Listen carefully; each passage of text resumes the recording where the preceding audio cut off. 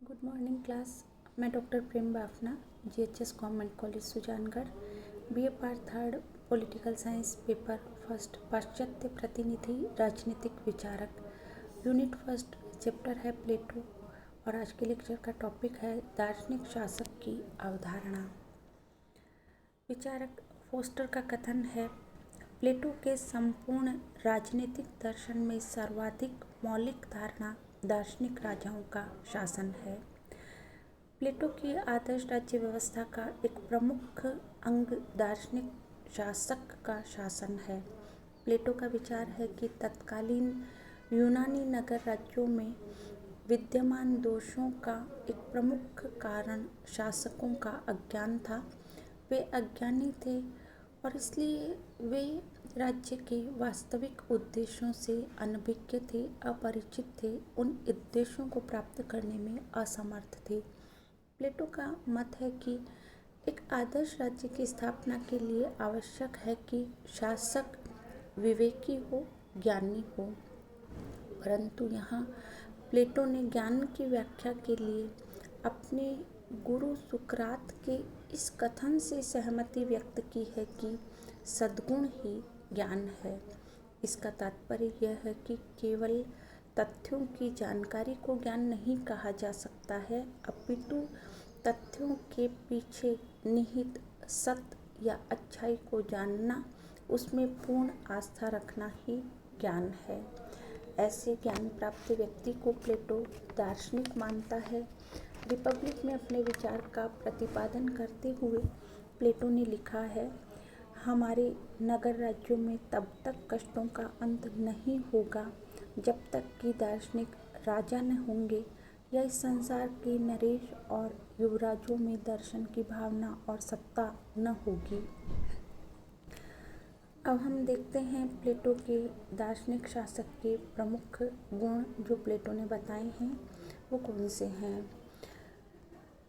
सबसे फर्स्ट जो पॉइंट है कि दार्शनिक शासक सद्गुण ही ज्ञान है, इस धारणा को मानता है।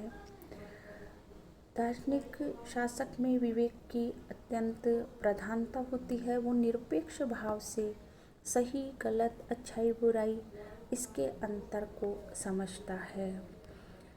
दार्शनिक शासक पूर्ण प्रज्ञावान होता है। वह विचार जगत के अंतिम सत्य को जानता है।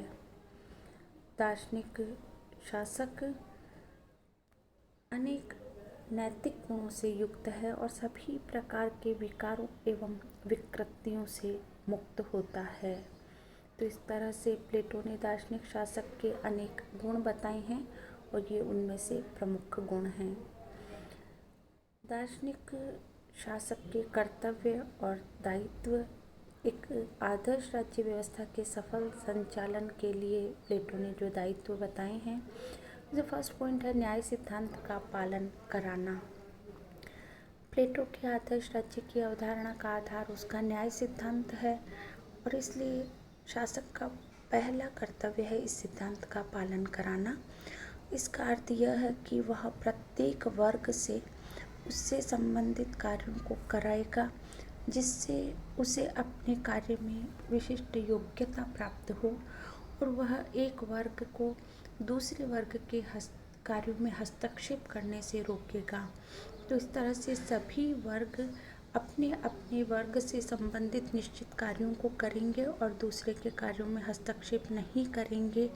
तो तीनों वर्गों के बीच उचित सामंजस्य व संतुलन स्थापित होगा और सामाजिक न्याय की प्राप्ति होगी।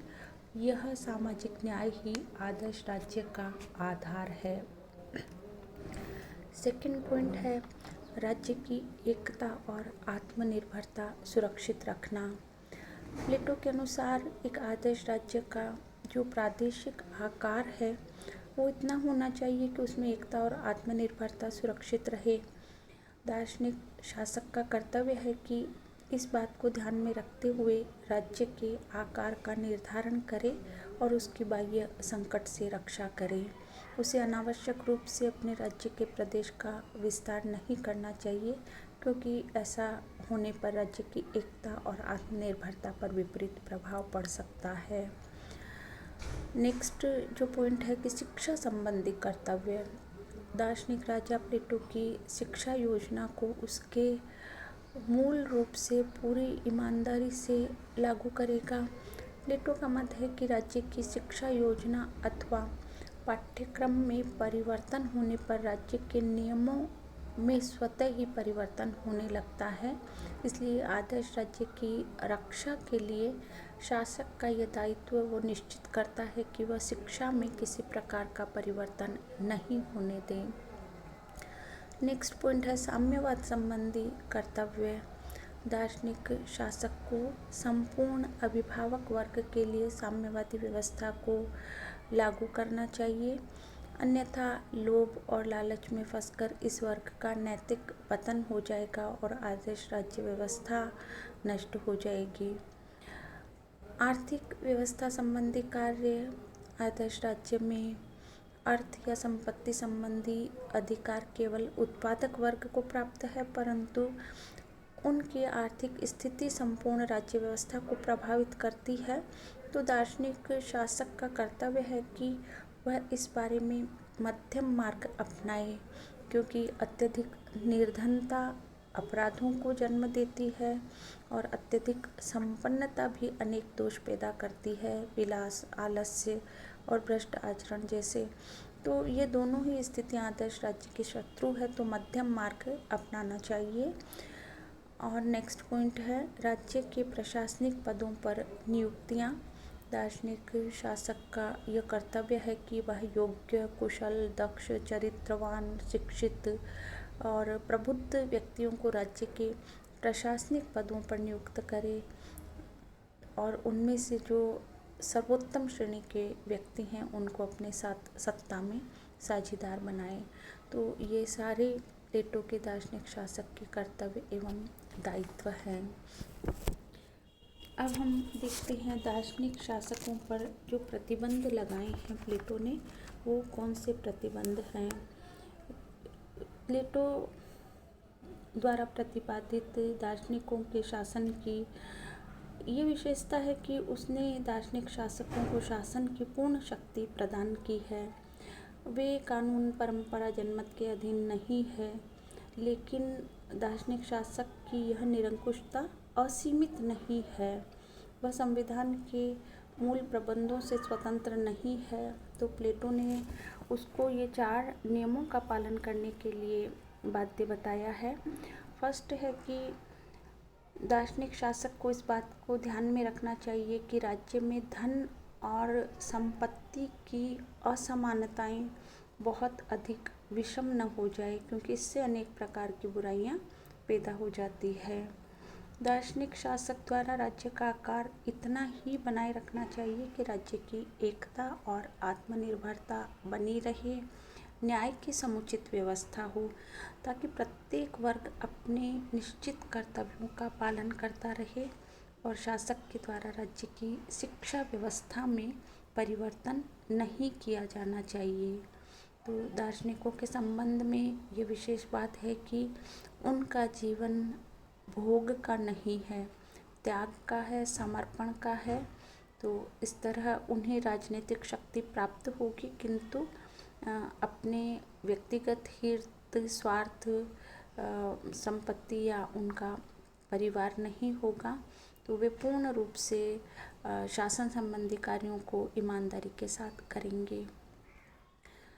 अब हम देखते हैं प्लेटो की जो दार्शनिक शासक का सिद्धांत है उसका आलोचनात्मक मूल्यांकन। पहले देखते हैं उसमें क्या दोष है, क्या आलोचनाएं हैं और उसके पश्चात इसका महत्व देखेंगे। फर्स्ट पॉइंट है निरंकुश शासन का मार्ग प्रशस्त करना। प्लेटो ने दार्शनिक राजा को राज्य के प्रशासनिक, सैनिक, आर्थिक जीवन को नियंत्रित एवं निर्देशित करने का पूर्ण अधिकार दिया है और उसकी सत्ता पर किसी प्रकार के कानून या जनमत का बंधन नहीं है। तो आलोचकों का मत है कि प्लेटो ने प्रज्ञा एवं विवेक के नाम पर शासक को निरंकुश सत्ता प्रदान की है। विचारक सेबाइन इसे प्रबुद्ध निरंकुशता कहता है। अनुभव बताता है कि मानव स्वभाव ही ऐसा है कि यदि पूर्ण शक्ति प्राप्त हो जाती है तो उसमें दोष और दुर्बलताएं आना स्वाभाविक है। और इस दृष्टि से लॉर्ड एक्टन का यह कथन सत्य है कि शक्ति भ्रष्ट करती है और पूर्ण शक्ति पूर्ण रूप से भ्रष्ट करती है। तो इस प्रकार दार्शनिक राजा की निरंकुश सत्ता स्वयं आदर्श राज्य व्यवस्था के लिए उचित नहीं कही जा सकती। सेकेंड पॉइंट है प्रजातांत्रिक समानता के सिद्धांत की अवहेलना। प्लेटो का यह विचार कि गुण और ज्ञान के धनी तो केवल कुछ ही व्यक्ति होते हैं, प्रजातांत्रिक समानता के सिद्धांत के विरुद्ध है। वह अरस्तु की इस बात में जो सामान्यतया अधिक सही है विश्वास नहीं करता कि संपूर्ण जनसमूह सामूहिक रूप से कुछ दार्शनिक संरक्षकों की तुलना में अधिक बुद्धिमत्ता रखता है। थर्ड पॉइंट है विरोधाभास से परिपूर्ण अवधारणा। दार्शनिक राजा की अवधारणा में जो विरोधाभास है वो यह कि प्लेटो एक और दार्शनिक राजा की सत्ता पर किसी तरह की प्रथा, कानून, जनमत आदि के बंधन को स्वीकार नहीं करता है, परंतु दूसरी ओर उसके अनिवार्य कर्तव्य और दायित्व, जिन नियमों का पालन करना उसको आवश्यक है, वे बताता है और उसकी सत्ता को मर्यादित करता है।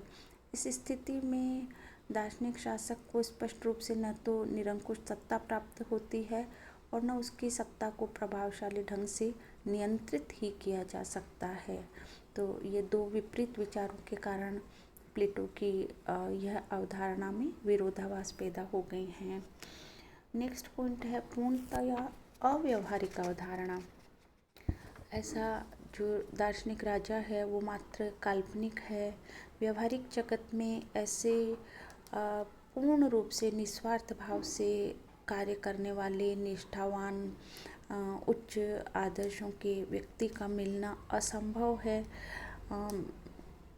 इतिहास इस बात का गवाह है। प्लेटो ने स्वयं सिराक्यूज की 3 बार यात्राएं की। वहाँ के शासक डियोनिशियस को दार्शनिक राजा बनाने का प्रयास किया, परंतु वह सफल नहीं हुआ। तो ये एक अव्यवहारिक अवधारणा है जिसे लागू किया जाना संभव नहीं है। विधि की उपेक्षा अनुचित है। प्लेटो ने कानून को अपूर्ण और कठोर मानते हुए आदर्श राज्य व्यवस्था में विधि की पूर्ण उपेक्षा की है और उसके स्थान पर दार्शनिक शासक के विवेक में पूर्ण आस्था प्रकट की है। प्लेटो की तुलना में अरस्तु का यह मत अधिक उचित प्रतीत होता है कि विधि शासक के भावावेश एवं रागद्वेष से मुक्त होती है, सभी के लिए समान होती है और विधि के पीछे युगों का अनुभव या जनता की सामूहिक बुद्धि होती है। तो इस तरह से ये बात आगे चलकर प्लेटो ने स्वयं महसूस की और विधि के महत्व को अनुभव किया और उसने अपनी अंतिम रचना लॉज में राज्य का प्रमुख आधार विधि को ही स्वीकारा। जो लास्ट पॉइंट है वो सबसे अधिक महत्व रखता है कि आधुनिक युग के अनुरूप नहीं है। प्लेटो की दार्शनिक राज्य की अवधारणा मूलतः तत्कालीन यूनानी राज्यों के संदर्भ में प्रस्तुत की गई है। आधुनिक राज्य राष्ट्रीय राज्य है और इस संदर्भ में यह अवधारणा स्वीकार्य नहीं है। इसमें जो दोष हैं प्रमुख रूप से वो ये हैं कि आधुनिक राज्यों का आकार विस्तृत है, जनसंख्या अत्यधिक है और इनकी सामाजिक रचना पर्याप्त जटिल है। इन राज्यों की समस्याएं बहुपक्षीय है और इनका हल प्लेटो के दार्शनिक शासक द्वारा संभव ही नहीं है। आधुनिक राज्य मूलतः संविधानवादी एवं विधि पर आधारित है तथा शासन की नीतियों के निर्माण में जनमत का भी विशेष महत्व है, परंतु प्लेटो की दार्शनिक राजा की अवधारणा इन सभी तथ्यों की अवहेलना करती है। आधुनिक युग में जनतंत्र बहुत लोकप्रिय है और सर्वोत्तम शासन प्रणाली माना जाता है और प्लेटो की दार्शनिक राजा की अवधारणा जनतंत्र की विरोधी प्रतीत होती है। तो ये सब प्लेटो की दार्शनिक शासन की अवधारणा के दोष हैं, जिनमें सत्य का भी कुछ अंश है, परंतु इसके महत्व से भी इनकार नहीं किया जा सकता। और वो इस रूप में है कि प्लेटो द्वारा प्रतिपादित दार्शनिक शासक की अवधारणा से अभिप्राय है कि शासन करना एक कला है और शासक वही व्यक्ति होना चाहिए जो उस कला में पूर्णतः निपुण हो, कुशल हो, विशेषज्ञ हो। अर्थात दार्शनिक शासक से अभिप्राय है ज्ञानी विवेकी व्यक्तियों का शासन। प्लेटो के अनुसार तत्कालीन यूनानी नगर राज्य रोगग्रस्त थे, अनेक तरह की व्याधियां थी, क्योंकि शासन की जो बागडोर थी वो अज्ञानी और स्वार्थी राजनीतिज्ञों के हाथ में थी। तो प्लेटो ने ये उपचार प्रस्तुत किया, ये समाधान प्रस्तुत किया। विवेक की प्रभुता, वैज्ञानिक और दार्शनिक शिक्षा द्वारा विवेक को ज्ञान मार्ग पर बढ़ने का प्रशिक्षण। तो यदि शासन की बागडोर विवेकी, बुद्धिमान, प्रशिक्षित शासकों के हाथ में हो तो राज्य में न्याय की स्थापना स्वतः हो जाएगी। तो आज के लिए इतना ही। अगले व्याख्यान में हम प्लेटो की साम्यवाद की व्यवस्था पर चर्चा करेंगे। धन्यवाद।